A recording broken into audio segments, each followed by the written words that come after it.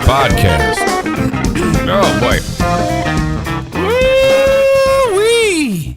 So I was, this mic is already acting the way it shouldn't. Come on now. Come on. Come on. I don't know. Check. Hello. Hello. Hello. Hello. Is anybody home? Hello.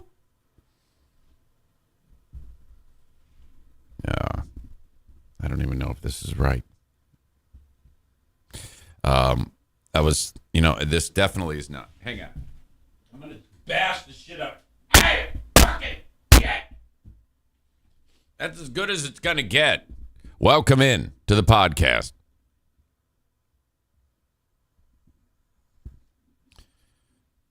The idea has been floated for me to grow my hair out like Gandalf the Grey. Or like Zeus. Big flowing giant hair. It's like, why did that come up? And I said, well, it would just be ridiculous because of the shock white. There's still some silver and gray in there. But it's going to be white as anything, as like a piece of paper. And so this would take me like years to do. Now, my hair curls and wavy. Very, very, there's a lot of curl in my hair. You're like, wait, huh? No, it's true. But I brought it up with Diana, and she says, I don't like it. I go, well, we haven't seen it. How can you possibly say? But my hair gets so, it grows out, okay, first, like Afro Thunder, gigantically. It'll make my head look like I'm wearing one of those giant baseball hats that you see people wearing nowadays. I'd go full Simonson. So I don't know, but I want to. Chris says a giant white Jew fro. Okay. All right. As long as that means something positive, I'm okay with that. Kenny with the line of the day says, shouldn't you be taller than Frodo, though, to try and look like Gandalf? Wow. Stevie says something that sounds about right coming out of her mouth. Do it. Your body, your choice. It's your body. You do what you want with your body. If I want to go and throw myself off of a cliff, I'm going to do it because that's my right. And no one can tell me what I'm going to do with my body. If I'm giving birth at 9 months, 5 days into my pregnancy, and that crowning baby head is right there, and I don't like it, I'm going to punch it right in the face because that's technically still mine. I'll just punch your little face, you little fucker, because you're hurting me. It's mine. Belongs to me. It's my body.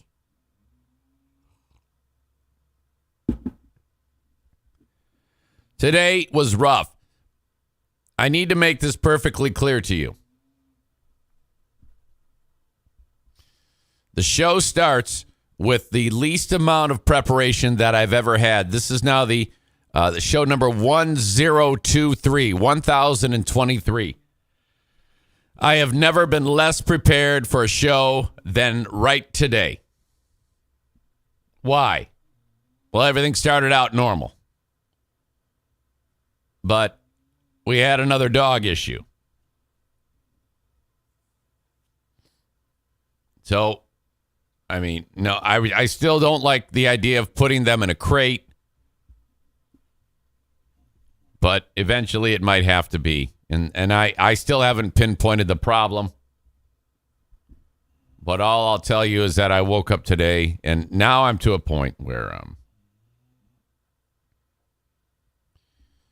I walked down the steps, and I'll peer into the living room that's barely lit, and I'm looking for what would look like Tootsie Rolls on the floor, and sure enough, they were there in one spot. There's shit. And I turned. Then the next step is look at the NFK's door and see if he's awake. And there's light on in his room. I say, okay, he's going to be out of there in a second. I don't want him to. I mean, seriously, the flapping, the overreaction. If there's shit on the floor, we'll be like, oh, bang, shit, fucking shit. There's shit on the shit fuck, and there's fucking shit in the shit fuck. Eh? And I just don't want to hear it. So I quickly clean it up. And at about that time, he's starting to emerge. And I look in the sunroom, and it's Yellow River again. And it is so bad. I cannot. Okay. The room, let's say the room is 12 by 12 or something like that.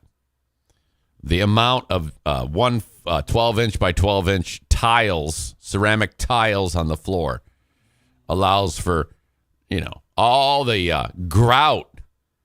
And over half of the room has yellow in it because the pee rolls, off of the tile into the grout.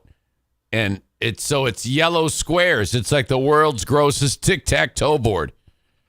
And it is just so bad. And I'm like, fuck me. So there's this, my morning is now, it's going to take significant time. And then while walking through the living room, I stepped in 2 additional piles or spots where the dog has peed. So we have a real issue here. Some real high-end intensity to clean all of this up. So that was my morning. I actually, it's at that point you gotta.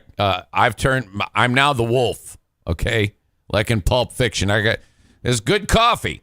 I call my wife and I said, "Hey, the wolf is working, and so you got. I need help. I need help. The wolf needs an assistant." She comes downstairs and I go, "You got to feed the dogs."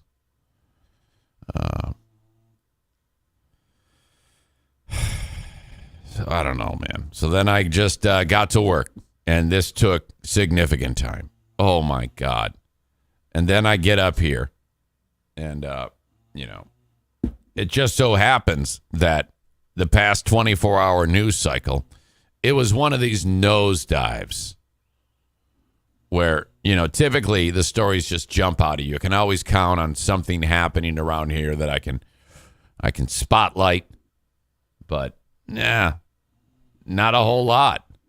Not a whole lot. I think it's the calm before the storm because everybody's got an eye on whether or not Trump is going to get arrested for this stupid charge. I don't think there's anyone who actually thinks that this should be a thing, by the way. This is I'm dipping into my Eric Zane delivers you the world news moments.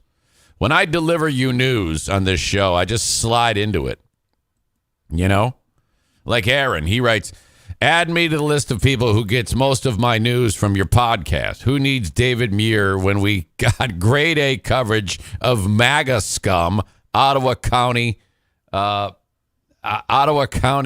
Neanderthals, and hot sports takes? The essentials, he writes. Thank you. Well, all right. Yeah, my take on this is fucking leave Trump alone. Who gives a shit that he paid off some whore? But that isn't the problem. As you know, as I covered this, it's did the hush money, was that a listed like as a campaign spend, which I guess is a big no-no. When I say big, it's like a misdemeanor. And so who cares? But if they do find a felony on the guy, I'm still like, fuck this shit. Who cares about Trump? Come on. Let it go. I don't know if they're doing, in my opinion, they're doing this to keep him, to hinder his election, his electability. But you got to understand, he will be more. Yeah, folks, I'm interrupting myself because I really think that this mic is killing me. Come on, you fucking asshole!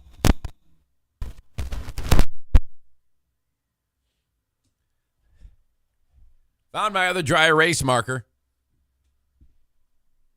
Yeah, they're like, okay, we can keep Trump from being elected. That's to me, that's what this reeks and reeks of. I don't care for Trump. I don't like him.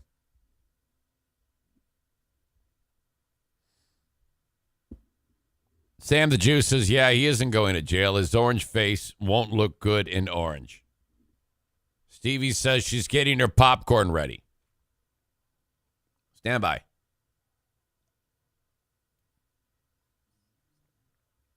Hang on. Now we are in business. All right. So my point is, virtually all of my planning for the show happened in just a handful of minutes. Now, in my brain, I'm like, these are always the best shows. Maybe that's just a trick that I do to myself when they suck tons of dick. Yesterday at Bosco's Pub, I ran into a god amongst people in these rural communities of West Michigan. A true hero, a celebrity. I'm not kidding you. I don't know if you can say professional athlete. Well, okay. A motorsports legend. A motor sports champion. Do you call NASCAR drivers athletes? I struggle with that. I mean, when I think of athletics, I think of like a basketball player or a hockey player or a football player, baseball player. Not as much baseball player, but baseball player. No, baseball players are, Olympics, track and field, swimmers. What about professional tractor pullers? Okay. So I'm walking through Bosco's and I hear Mr. Zane. And I look and I see a familiar face. Now it's a gentleman that I've met over the years in and around various stops. I remember interacting with this gentleman and his wife at the pet store and had a conversation. His name's Tyler Slaw. Like coleslaw. I know that because I said to him, Tyler Slag, right? And he goes, no. It's pronounced slaw. The GH are silent. Slaw. I go, okay. But so I see him. He's with a pal and his wife. I actually made their food. I go, oh my God, what's going on? How you been? Okay, small talk, boom, boom, boom. Good, thank you. Hey, I appreciate all the support over the years. You're great, just extremely helpful. I appreciate all the support. Enjoy your meal. Have a good one. Walk away. Go in there, talking to Big Doug. And I'm like, yeah, hey, this guy. And he goes, oh, yeah, I know who that is. Tyler is a professional tractor puller. And I'm like, in my mind, I'm like, oh. And you take one look at Tyler, and he's got this epic blonde beard going. And he's a big dude. He looks like the type of guy who you would describe as farmer strong. Okay? And and he goes, yeah, he travels all over the country doing these tractor pulls. No shit.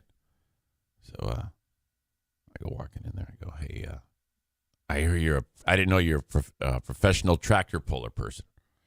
He says, yeah. Ryan says, no, just known as a pro driver. And he goes, yep. I go, so tell me about that. He goes, well, I got one coming up in Louisville. It's an indoor event. I go, do you do this all year? He goes, well, it used to just be a summertime thing, but it's grown so much. So now, up until like half an hour ago, I had no idea. I didn't know what to expect. I thought it was just, him on a tractor, like a John Deere or something like that, in shirt sleeves and tobacco juice on it. And they said that he participates at the event at the Hudsonville Fair. And, a bunch of toothless people in the stands eating gruel and, throwing up on each other. That's what in my brain I was picturing. But not so. Not so at all. I'm going to show you him. Chris knows a thing or two about it. He says it's cool watching them pull those giant sleds. Jimmy refers to it as Poverty Carnival.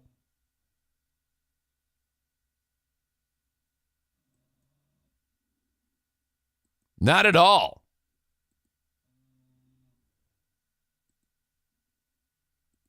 Okay. In this clip right here. This is Tyler. This is the dude that I served a Boscadilla to. He's in his that's his. His tractor. Look at that thing. Here we go. Look at that shit.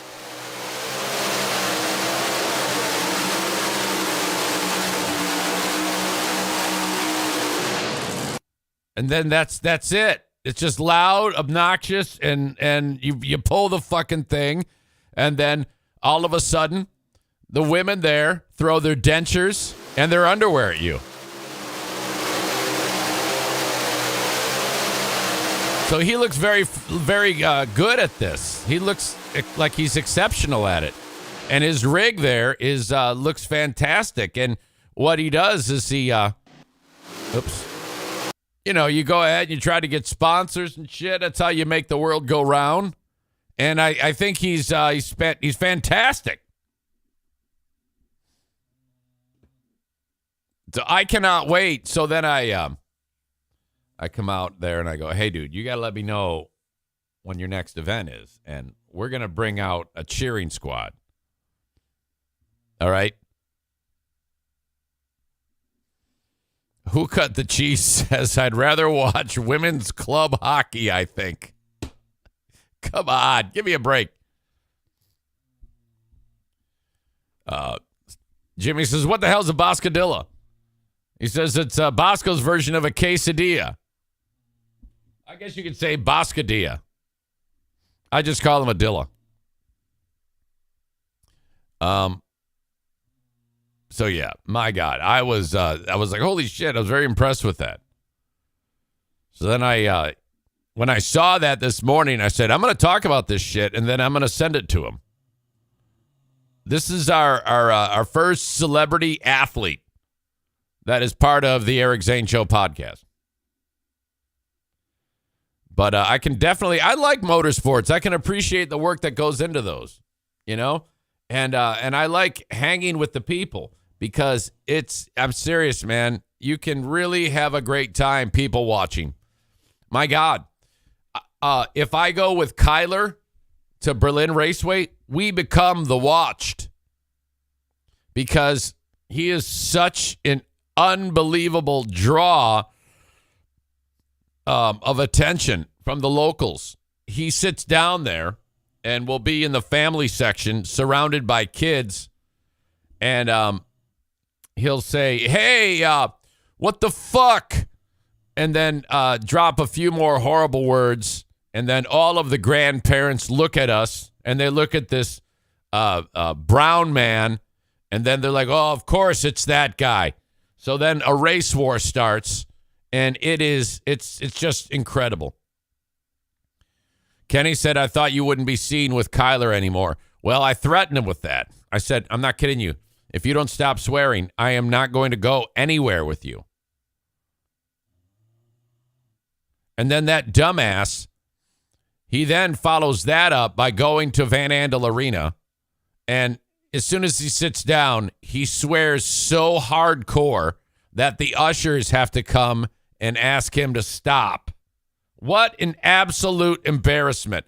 And his take is, they're just words. They're just words. It's like, dude, stop trying to change the culture. Most people don't go around and just drop F-bombs in a public place in front of a mixed crowd like that. Watch your fucking mouth. Kenny says, my favorite thing you've ever said about Kyler was, how can you be Guatemalan yet look like you're the leader of North Korea? That's a fucking mystery. I'm telling you, you put those two side by side. He looks like all sorts of famous people. He looks like the leader of North Korea, and he looks like the smoking baby, too. If you take his shirt off and put a cigarette in his mouth, you're going to think, hey, smoking baby, what are you doing here? Cole says, wasn't Darren McCarty the first celebrity athlete on the show? Yeah, but I don't think Darren listens.